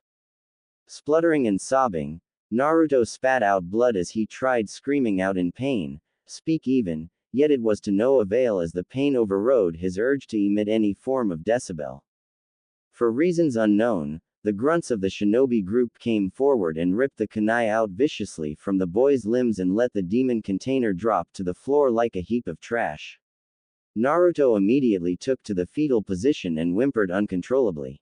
At the sight of this, the shinobis roared with laughter and continued jaunting at the Jinchuriki's expense. Everyone encircled the boy and took turns spitting and kicking at the demon boy. Suddenly, everyone froze as they felt as though a very dangerous predator was in the vicinity. Killer intent took a hold of everyone like a giant wave had just crashed upon them. After a few moments of fear-induced stupor, the heinous group of shinobis looked around desperately trying to pinpoint the source of terror. No one made a sound except for the still whimpering Naruto. You had all made a grave mistake. Kaden, Ruka no Jutsu, fire release, racing fire, the voice whispered. Suddenly, a figure jumped up into the night sky with his silhouette against the bright translucent moon. A pair of Sharingan-activated eyes stared bore holes into everyone's gaze as fire split into 5 directions, each toward their own target. Rapidly approaching them, the shinobis emptied their bladders as they knew it was too late to survive. Screams of fear filled the forest before being silenced by their fate. Itachi quickly dispelled his cage buncheons that were still searching, and did a quick scan of his surroundings, ensuring that no more danger was present. After confirming that there was indeed no more danger present, Itachi approached the near-dead boy he came to know as a younger brother. Anger bubbled once again in Itachi's core as he realized what they did to the young boy. Kneeling down to the sun-kissed blonde, he began healing the small wounds. He had a basic proficiency in medical ninjutsu due to his Sharingan. However, it was only basic. He wished now more than ever that he should have given more attention to it. "You're late," Naruto managed out with his good eye closed. He cracked a small smile. "Temni-san." Itachi shook his head with incredulously. "You must be strong to make light of this horrendous situation, Naruto." "Don't talk, Naruto. Save your energy, you're going to need it." Taking the boy's silence as an answer, he continued to patch the minor injuries. To heal the Jinchuriki's broken bone was out of Itachi's medical ninjutsu's league. The basic healing would have to do for now. Completing his simple healing process, Itachi then bit his thumb, Kuchio's number jutsu. A cloud poofed and revealed a slightly larger than average crow. "Why did you summon me, Itachi-san?" asked the crow in a surprisingly deep baritone. The crow looked around his surroundings before looking at the boy with a kunai embedded in one of his eye socket. The crow's reaction looked disgusted. Humans were the most barbaric organisms to walk this forsaken world. "Kuro-san, I need you to find and relay a message to the Hokage. He should be easy enough to find if you search for his signature from the sky." The older Uchiha answered. Kuro, the crow summon, simply nodded his affirmative. "And what does this message entail?" "Please inform the Hokage that I had found Naruto and he'll be arriving shortly. Please also inform him that." Itachi leaned in and whispered something to the crow. The crow's eyes widened with surprise. "Are you sure you want to that? The repercussions could be severe. You especially don't know how that process could react. Especially cause of a certain being that is held. No, I don't think you should go through with this. It'd be painful for the boy on top of that, we would be uncertain in knowing if it would work. Go. I have made my decision, it must be done." Itachi interrupted with a stern voice. He had already put a great amount of thought behind this. The crow looked apprehensive but eventually nodded. Itachi was one of the strongest shinobi this world had to offer. Kuro would trust in the genius of the Uchiha clan. Itachi turned to the still form of one Uzumaki Naruto. He knelt down and called out softly, "Naruto." Itachi grew worried as the boy with his good eye closed didn't respond. Just as he was about to act, the boy moved his hand to his cheek, almost touching the kunai that had been forcefully implanted into his socket. He held his hand there on the verge of making contact with the weapon before finally dropping his hand on his cheek. "It hurts," Naruto whispered hoarsely, voice trembling full of pain. "I know, Otudo, I know. But I need you to be brave for me, okay? Can you do that for me?" At Naruto's weak nod, Itachi continued, "The kunai ruptured everything in your eye. If I were to take it out, you will be blind in that one eye." "I figured as much," Naruto said quietly with tight lips. "However, if you choose to do so, I can replace it. but the process itself would hold an untold amount of pi. No, I won't take your eye just so I can see Itachi ni. I'd rather go blind than hurt someone I love. Naruto spoke loudly with ferocity. Screw that, he wasn't no sissy bitch. Itachi gave an amused smile. Not that Naruto could see, always thinking about others. Naruto-kun, sometimes it's good to be selfish. Naruto managed a small pained smile. Hell yeah, I'm always thinking about others. Heroes always think about others and they get all the ladies dadbayo. He chuckled weakly. Just kidding. Brooders like the Tem always get M, which is complete bullshit by the way. Itachi again looked at the boy with slight awe. Just how do you do it, Naruto? Always remaining strong and steadfast. I wouldn't be using my eyes, so you don't have to be worried. Oh gross Itachi ni. I'm not gonna use one of those bastards' eyes. They just assaulted me, so screw them and they're shitty. Not theirs either. Itachi said quickly, placating the boy into silence. Naruto remained silent before speaking slowly. If it's not yours, and if it's not theirs, then whose? Itachi pulled out a vial that contained a pair of eyes and briefly thought back to the conversation he had with the Sandaime Hokage. Flashback starts. Sarutobi sat silently in his office contemplating his recent decision. Did he really make the right choice? Would his predecessors have condoned his decision or would they have chastised him? Unfortunately, he would never find out. Regardless of his decision, he couldn't fight off the intrusion of guilt that had seeped into his soul. It has been done, Hokage-sama. Came an emotionless voice. Despite the monotonous tone of the speaker's voice, Sarutobi Hiruzen knew there was an emotional turmoil warring inside the young man. He knew what he had forced on the young adult was an unbearable weight that could never be fully alleviated. Sarutobi clenched his jaw as he spoke with guilt and sorrow riddling his voice. He avoided eye contact with the genius. I am truly and sincerely sorry. I wish it had never came to this. I will do whatever it is to keep this village safe, Hokage-sama. I nearly regret nothing, however I would like to tell you I had failed in one aspect. Sarutobi gave a sad smile. I would have never expected you to kill your own Otudo, even I know that you're not the perfect ninja. Now I have to ask, did you perform the Tsukiyomi on young Sasuke-kun, and were you able to obtain the Mangekyo Sharingan? Itachi shook his head. I simply knocked my little brother out.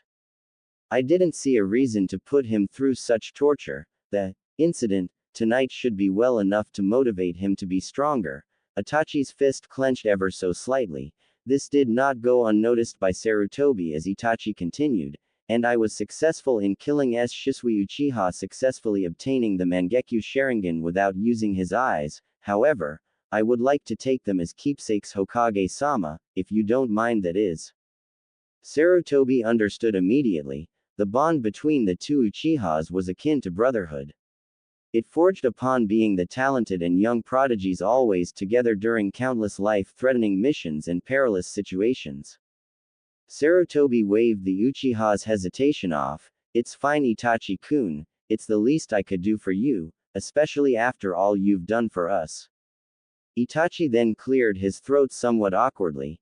Actually, Hokage-sama, there is one more thing I would ask of you. If it was alright with you, I would like to make one more visit to one Uzumaki Naruto.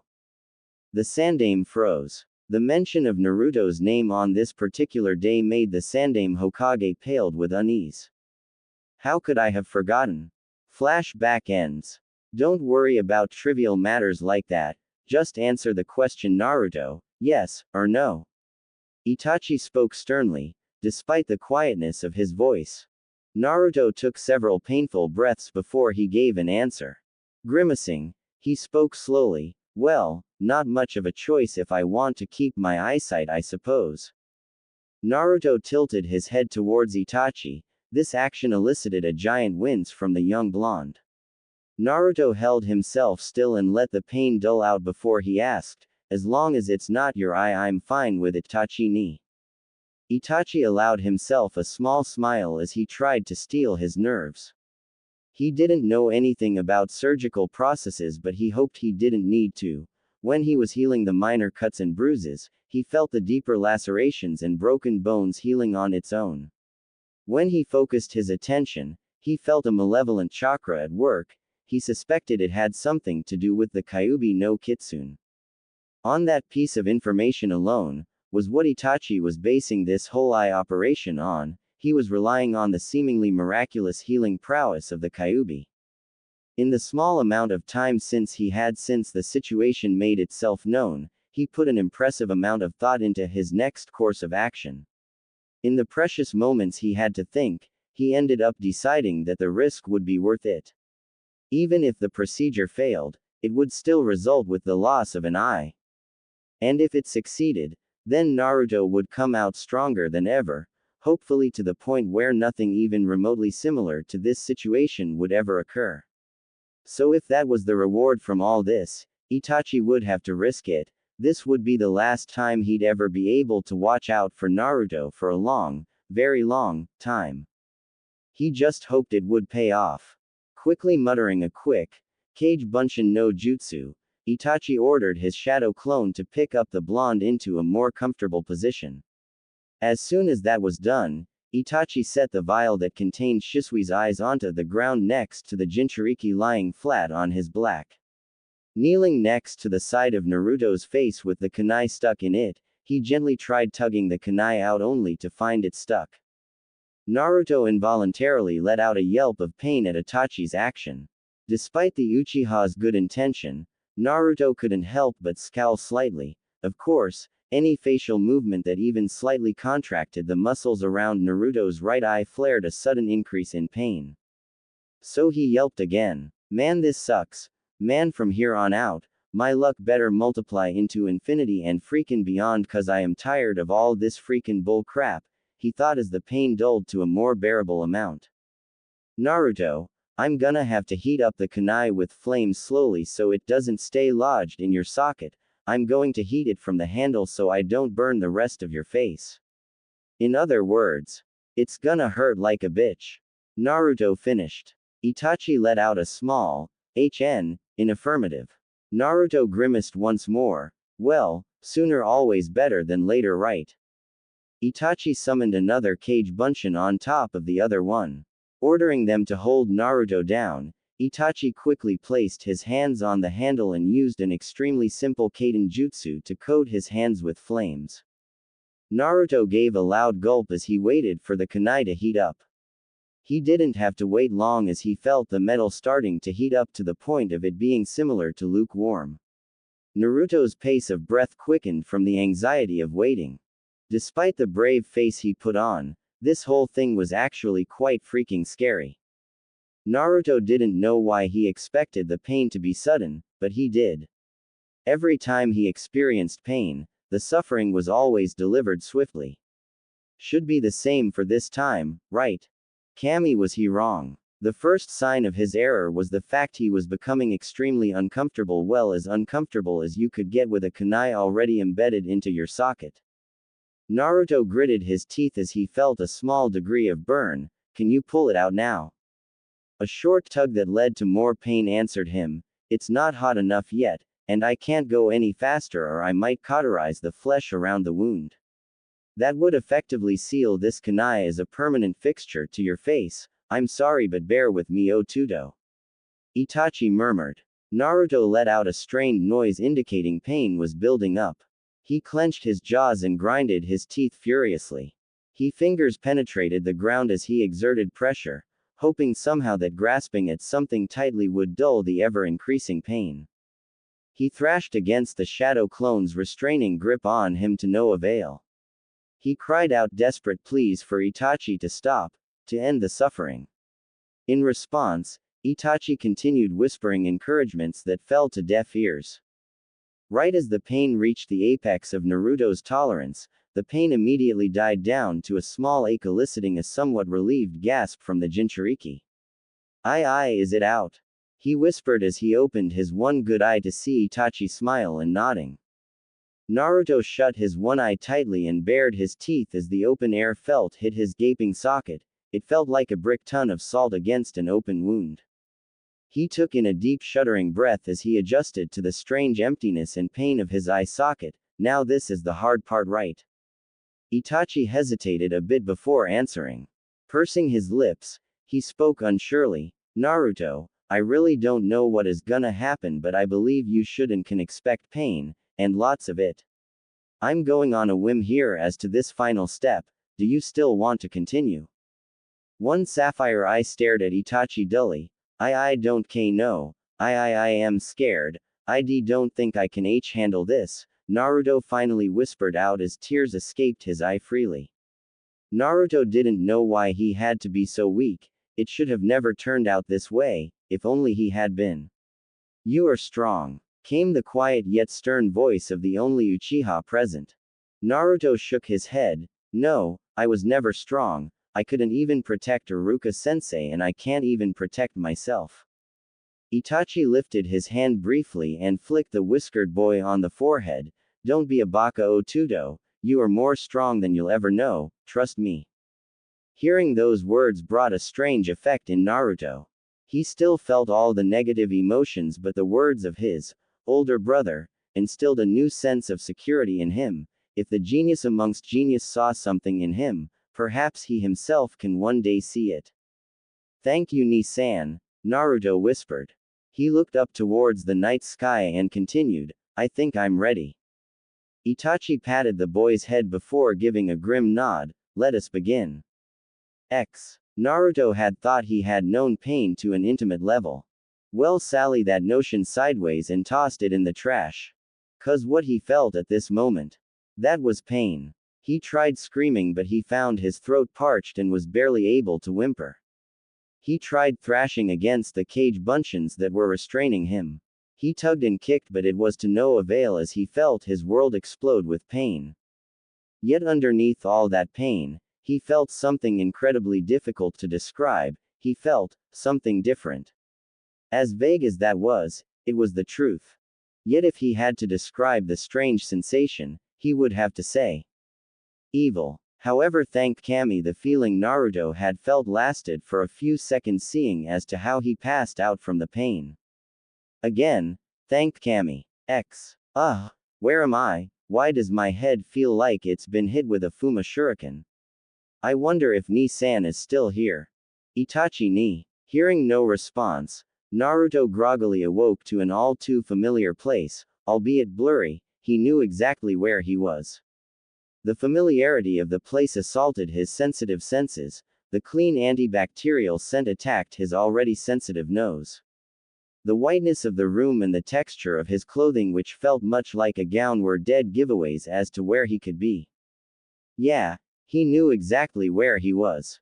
A place that he hated waking up to. Konoha's hospital. That or he was at some crazy OCD freak's house with an extreme hospital fetish. Naruto groaned as he tried moving. His body felt like complete crap. Everything hurt and he was sore as hell. What the hell caused this? Last thing he remembered was. The memories hit him like a tidal wave. Naruto closed his eye and took a deep breath. He opened his eye, just realized that his vision was supplied only from the left side. From his other optical perspective, he simply saw pitch black. I guess it didn't work. Naruto spoke softly to no one in particular. With great difficulty, Naruto sat up straight with a severe wince and groaned, shit.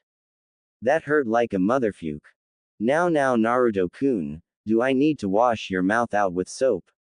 Came a somewhat amused voice. Naruto looked up to see the one and only Sandaime Hokage standing in the doorway.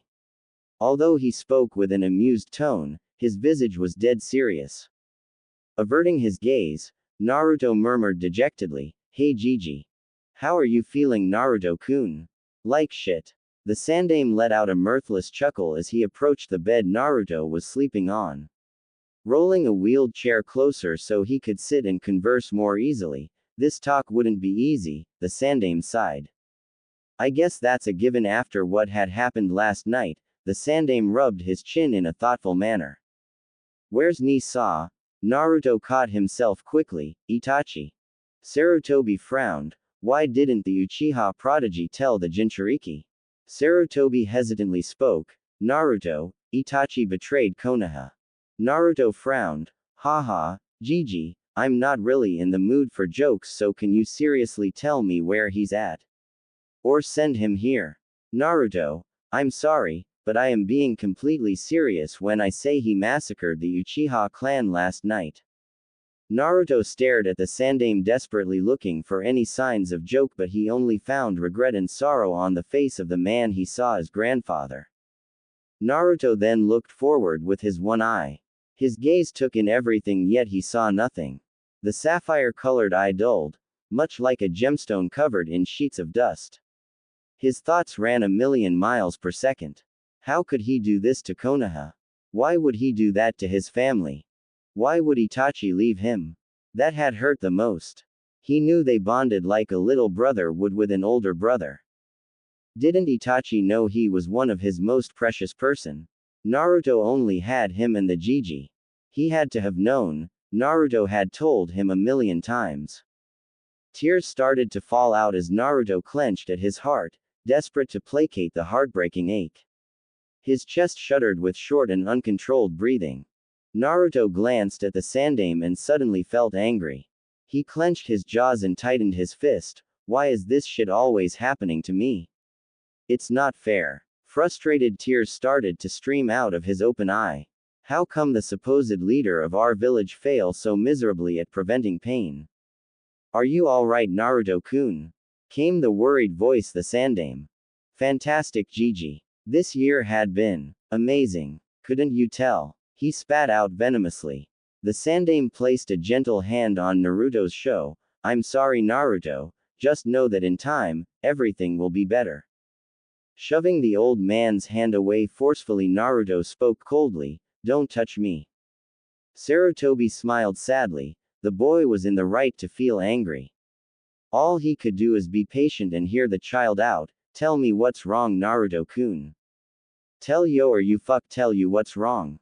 He asked incredulously. He glared at the village leader. What the hell do you mean? Are you seriously that old that you can't even tell what the hell is wrong? Naruto took a forced breath as he closed his eye. Well, let me tell you, Hokage-sama. He spoke of the formal title with obvious sarcasm before continuing. In this month alone, I had lost nearly half of the people that care for me. The 2 people that was actually willing to protect me. Naruto-kun, you know I do my best to try and protect you. Bullshit, Gigi. And you know it. He pointed a finger to the eye that been destroyed. How the hell did this happen if you try your best to protect me? You're the freaking Hokage. He gritted his teeth. I want to know why this happens to me. Every year, Gigi, this happens to me. I want to know why. Naruto-kun, I'm sorry, I can't tell you because it's a classified S-ranked secret. Naruto grinded his teeth and let out a frustrated growl. Then when will it be okay? When I get raped. Next year when I die. Naruto spat out. Sarutobi took on an aghast look. Is this how you truly feel, Naruto-kun? I had no idea. He must have been holding it in for so long. Naruto-kun, I would never let that happen to you. From here on out, I'll double the Anbu. Naruto scoffed. The Anbu? Are you serious? Where was the Anbu when I was getting my eye carved out? Naruto yelled with angry tears rolling down his face. He was about to continue his angry ventilation when a sudden sleepiness sensation took a hold of him. Whatever, Hokage-sama. I'm done. Leave me alone, Naruto muttered as he went to lay back down. He turned his back to him, effectively ignoring the sad face on the wizened old man. Very well, Naruto-kun. Just know that I love you and better days will come for you. If Naruto had heard him, he certainly gave no indication that he did. Silence ensued as the Hokage took his leave. Sarutobi Hiruzen sighed as he walked outside into the hallway. Did you hear all of young Naruto-kun's words? Itachi looked at the door of the Jinchurikis and sighed, briefly thinking over last night's event. Flashback starts. Itachi sighed in relief as the malevolent chakra seemed to be doing proper reconstruction of Naruto's eye. As soon as he coaxed Reed, shoved Shisui's eye into Naruto's bleeding socket. A dark and evil chakra immediately emerged and snaked its way from Naruto's navel area to up his chest and slithered along the neck until it finally went towards his orbital socket. Almost immediately, the burnt skin of Naruto's returned to its natural tanned hide. Tendrils reconnected themselves along with various muscles and connective tissues. As this was happening, Naruto screamed only to have it turn into a pitiful whimper. Itachi closed his eyes and sent a silent prayer to whatever kami that was out there to help the boy. To do anything to ease the boy's pain. Itachi's prayer seemed to have been answered as the boy seemed to fall into an unconscious state. Itachi's worry eased a bit. He had thought his surrogate brother had died, but the Yubi's chakra was still at work. However, instead of the chakra only reaching the eye, it had now spread and encased his whole body with the chakra. As soon as Itachi's cage buncheons came in contact with the chakra, their hands corroded a bit before dispelling. Itachi sat down and closed his eyes. Tears streamed out of the prodigy's eyes. It had been such an exhausting past 24 hours. The incident involving his clan had affected him more than he had let on. As much as he'd like to be the perfect shinobi, one without emotion, he just couldn't. How could someone kill their friends, best friends, and their family without feeling such a thing? Itachi was strong, a genius amongst a genius. But he was not a monster. He still felt every emotion torrent through him just as any other human. He looked upon the night sky and spoke to no one in particular. Shisui, I am so sorry for everything. He looked at the boy covered in the Biju's chakra, but know that you will live on through him in a way. He is strong-minded and strong-willed much like you. His tears stopped as he let out his feelings. It had been way too long since he had shown any emotions. A few minutes later, Itachi sighed once again in relief as the chakra-enveloped boy seemed to thin out to the point where it wouldn't be fatal to come in contact with for a few minutes. Itachi knew not to touch the boy when the vile chakra was so thickly saturating the boy's figure. However, he didn't have much time left, he had to leave soon. So without a single care in the world, he picked the young boy up while the chakra ate at his clothes and skin, albeit slowly. Itachi gritted his teeth. This pain is nothing compared to Naruto's suffering. He hugged the boy tighter to his chest despite the pain. A lone tear fell into the cheek of unconscious boy. I'm sorry for everything, oh Tudo. Flashback ends. The boy is in pain. Hopefully time will be able to mend his heart. Itachi wordlessly nodded in agreement with a slight frown on his face. He could practically feel the emotions rolling off from the young Jinchuriki's room. Hokage-sama, why didn't you tell him of his other eye? In all truth, I was going to, but he is emotionally distraught at the moment and I don't believe being emotionally stable with a Sharingan in your eye is not a very good mix, the old man said honestly. Itachi nodded. The Uchiha clan was indeed a bit unstable like that. His father, nearly all his uncles and elder were power-crazed and tended to get a bit crazy. Shaking his head from his thoughts. Will I be allowed to see him one last time?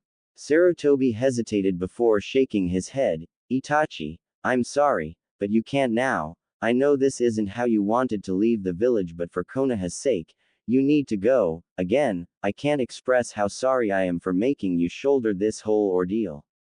I knew what consequences my decisions would reap. I am happy to be of use, Hokage-sama. I will be in contact with you soon. Sarutobi watched as the loyal but now missing ninja, bow before turning to leave. But before Itachi made use of a shunshin, he spoke softly but clearly. Please watch over them both, Hokage-sama. With that being said, Itachi Uchiha left the place he had called home for his whole entire life. Konohagakure no Sato would now be nothing but a memory. Naruto felt himself being reeled from his dream into the real world. Eventually, after his little rant with the Hokage, he had fallen asleep. Lying down and closing your eyes for an extended period of time would eventually do that to you, he supposed. He sighed as he recollected the events that had happened before he childishly ignored the Hokage. the one person who he had considered family. Ayame Ne-chan and Tuki Ojisan were close in terms of bonds, but the Hokage Jiji was his Jiji, damn it. He needed to apologize. As if sensing his inner turmoil, several knocks were heard, followed the sound of the door opening announced someone was coming in. Naruto glanced up with his one good eye and saw the telltale sign of the village leader's robe.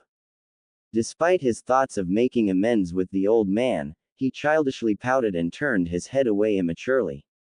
Hey, before anyone judges, he is a child and he most definitely is immature.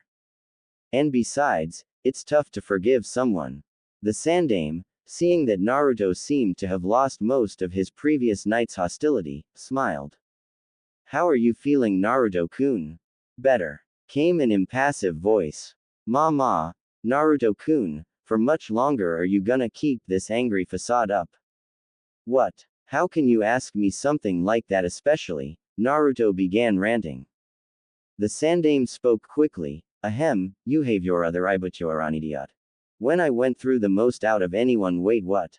Sarutobi simply chuckled before answering. I believe you heard correctly. Are you high out of your mind, old man? Sarutobi Hiruzen sweat dropped. Naruto, I am very much serious and very much sobered. You have 2 functional eyes. 2 functional eyes would mean I can see out of both sides, Jiji, Naruto blatantly pointed out. Yes, I am well aware of that, but. Listen, Jiji, I forgive you, but only on the condition that you stop taking drugs. I don't really know what brought you to the point that you needed to start taking drugs, but ow. Naruto felt 2 hands grab him and lift him with surprising ease. Hey, I'm still sore and my head still hurts. Let me down, you old Jiji baka. Sarutobi had grown tired of the admonishment of a child, so here he was, taking said child and walking to the bathroom. He plopped him on a chair that he had brought with him. The blonde Jinchuriki crossed his arms and huffed as he glared at the Hokage of Konoha. What kind of up drugs are you taking to make you do all this weird shit, Jiji? Shaking his head in exasperation, Sarutobi Hiruzen simply pointed at the mirror. The reason you couldn't see out of your other eye is because of that. Naruto scoffed as he turned to look in the mirror. What the hell are you talking about? Oh. Naruto blinked. Oh, that was the problem. Are you kidding me? Naruto groaned. I am such a complete moronic idiot. Sarutobi nodded in agreement. Indeed you are. Naruto sighed as he stared in the mirror. He couldn't believe that this misled him to believe that he didn't have a proper set of eyes. Of course he would see pitch black if there was a shit ton of bandage wrappings around his eye. It was so tightly wrapped around his head it was probably the cause of his damn near migraine. He began unwrapping the gauze.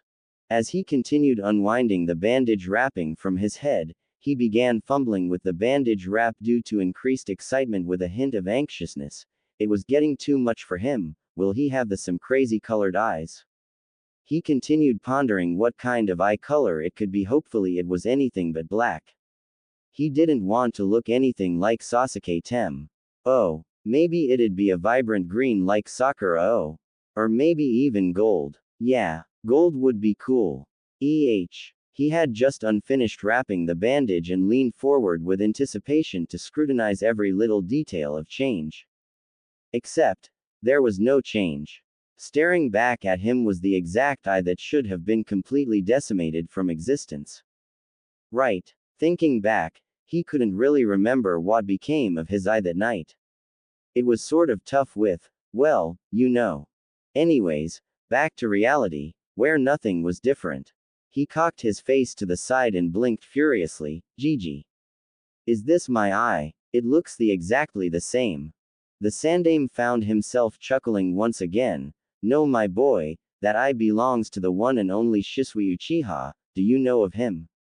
Yeah, Itachi mentioned him tons of time, something about them being rivals and brother in arms. Indeed they were. Shisui along with Itachi were renowned Sharingan users. They were among the best in the Uchiha clan, if not the top 2. Nearly every Uchiha who had unlocked their Dujutsu seemed to have some passive ability unlocked unique to them. Sarutobi looked at Naruto's right eye thoughtfully. I wonder if he will possess the Sharingan. Whoa whoa whoa. Wait a second. So Itachi actually killed the whole clan off. At the Gigi's nod, Naruto yelled, so why the hell did he give me this eye? Perhaps he saw something in you, we may never know. Nay, Gigi. Does this mean I have the Sharingan? He started off excitedly, but ended up slightly frowning. It certainly doesn't feel like it, and from the looks of it, it feels like my other one. The Sandaime stared at the boy intently. I honestly don't know, Naruto. Your body adapted to it well enough. Someone did a remarkable job of patching you up. I suppose we'll just have to wait and see. Naruto looked at the mirror intently. What the hell were you thinking, Ni-san? Due to the whole incident that involved a certain traitorous Uchiha and his clan, Sarutobi Hiruzen cancelled the academy classes for a whole month. A whole month. What the hell am I supposed to do now? Naruto thought, a tad bit annoyed at the fact that he had nothing to do. He was currently walking in a henge of a nondescript civilian. I guess I can go train. I wonder if the caterpillar guy is out there. He was near the Inuzuka compound when he heard a whimper. Naruto stopped for a brief second, contemplating whether or not it was worth the trouble to actually sat his curiosity before walking on. He didn't want to really deal with anything. He found that his curiosity often led him to more trouble than any good. Another whimper. Fuck. He groaned as his body moved on its own will toward the pained whimpering. He continued walking around until he reached an area of alleyways. Occasionally pausing and preening his ears when he entered the maze of alleyways, he took on a satisfied expression when he heard he was getting closer by the second. Dropping his henge in a plume of smoke, he quickened his pace to a run when he heard a pained bark and several threatening growls. When he rounded a corner, he saw a puppy that was the size of a large adult fist. Surrounding the small dog were several larger dogs baring their teeth at the obviously injured puppy. The puppy itself had a black fur coat with hints of orange around his body's underside and paws. Naruto clenched his fists. If there was one thing he hated, it was bullies. Subconsciously letting out killer intent, Naruto picked up a lead pipe lying on the floor and roared. However, the lead pipe was not needed as the dogs cowered at the unintentionally leaked ki. Naruto stared after the dogs that were bullying the pup for several seconds before returning his attention to said pup. Naruto tentatively held a hand out to the nearly all-black puppy only to see it bare its tiny canines at him. Naruto frowned. It was obvious that the puppy wasn't used to any form of help. Naruto's frown became even more pronounced when he noticed how malnourished the pup looked.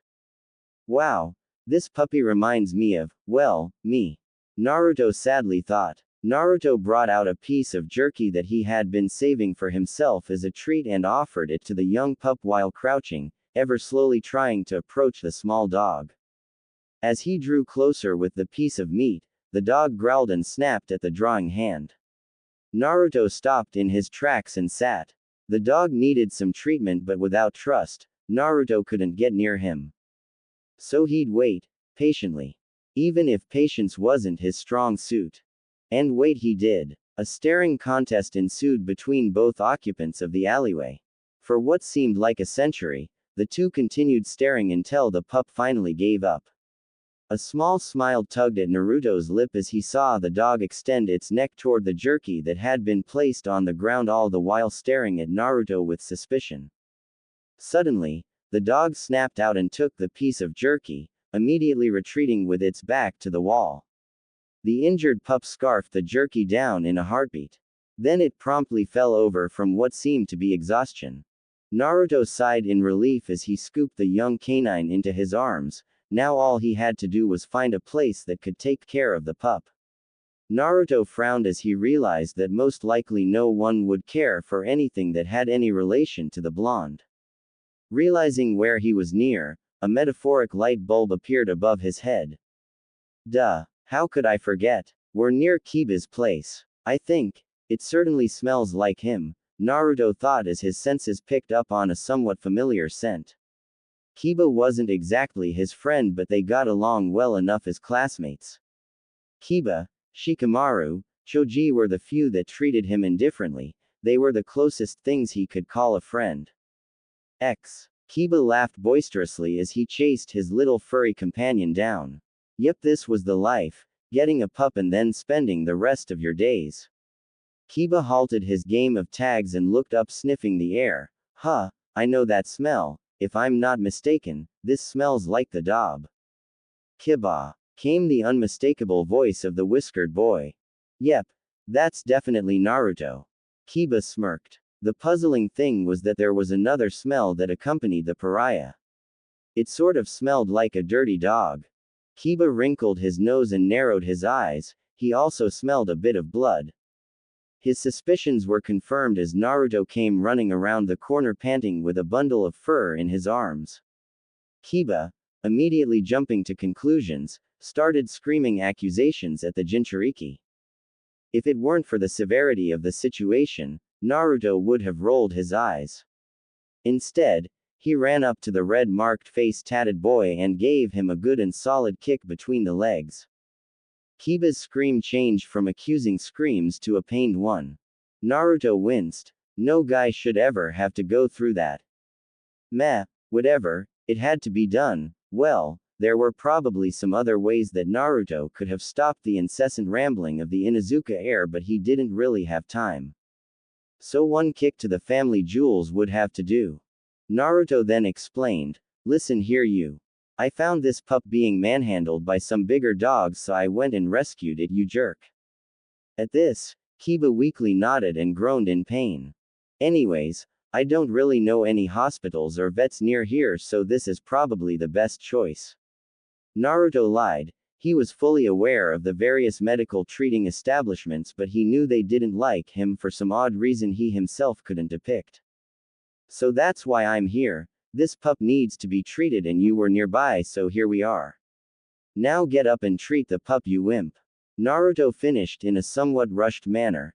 It'd do no good to be caught around hanging here. He didn't know how much of the shinobi populace hated him, but he wasn't willing to find out if the Inuzuka clan shared the hatred. Naruto helped his classmate up and thrusted the dog into the boy's arms, so I can trust you to handle it right. Kiba nodded and closely examined the puppy. The puppy was bleeding, but it wasn't too severe. If anything, the cause for the unconsciousness might have been a slight infection or malnourishment, possibly both. Upon further observations, Kiba's eyes widened. Oi oi oi. This is a Tibetan Mastiff and Grey Wolf hybrid. Naruto. Where the hell did you find this pup? This is super freaking rare, Naruto. Kiba looked up to find the sun-kissed blonde gone. Kiba sighed. Whatever, I'll just take it to mom. Come on Akamaru, let's get going.